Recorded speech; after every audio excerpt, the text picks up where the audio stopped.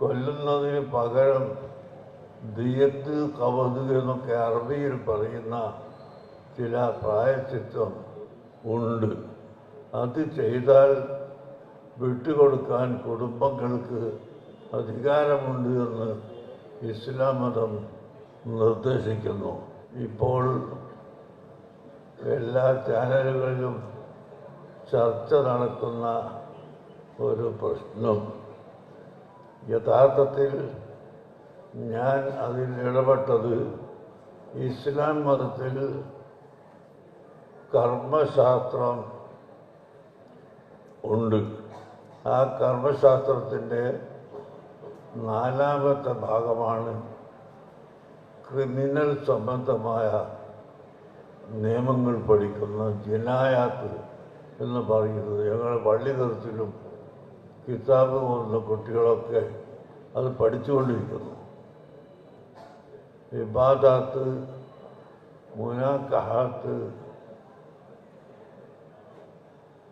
തുടങ്ങി പല ഇനങ്ങളും കർമ്മശാസ്ത്രങ്ങളിൽ പഠിക്കുമ്പോൾ തന്നെ ജിനായാത്ത് എന്ന് പറഞ്ഞാൽ ക്രിമിനൽ സംബന്ധമായ നിയമം. ആ നിയമം പഠിച്ചതുകൊണ്ട് ഇന്ത്യ രാജ്യത്ത് ജീവിക്കുമ്പോൾ ഇന്ത്യയിലെ ക്രിമിനൽ നിയമം കൈകാര്യം ചെയ്യുന്ന ആളുകളുമായി ബന്ധപ്പെടുകയല്ലാതെ ഒരിക്കലും നിയമം കയ്യിലെടുക്കുന്ന സ്വഭാവം നമ്മുടെ കുട്ടികൾക്ക് ഇല്ല. അതുപോലെ ഇപ്പോൾ യമനിൽ ഒരു പെൺകുട്ടിയെ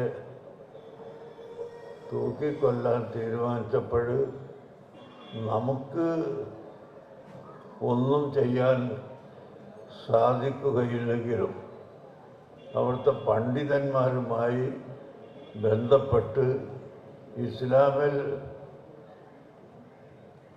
കൊല്ലുന്നതിന് പകരം ദിയത്ത് കവത് എന്നൊക്കെ അറബിയിൽ പറയുന്ന ചില പ്രായശ്ചിത്തം ഉണ്ട്.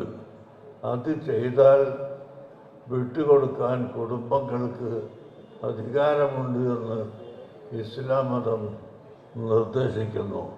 ഈ കാര്യം ഞങ്ങൾ അവിടെയുള്ള ആളുകളെ ബന്ധപ്പെട്ട് ജഡ്ജിമാരോടും കുടുംബങ്ങളോടും സംസാരിക്കുകയും അതിൻ്റെ ചർച്ച ഇപ്പോഴും അവിടെ നടന്നുകൊണ്ടിരിക്കുകയുമാണ്. കുടുംബക്കാർ മുഴുവനും സമ്മതിക്കാതെ വിട്ടുകൊടുക്കാൻ കോടതിക്ക് അധികാരമില്ല.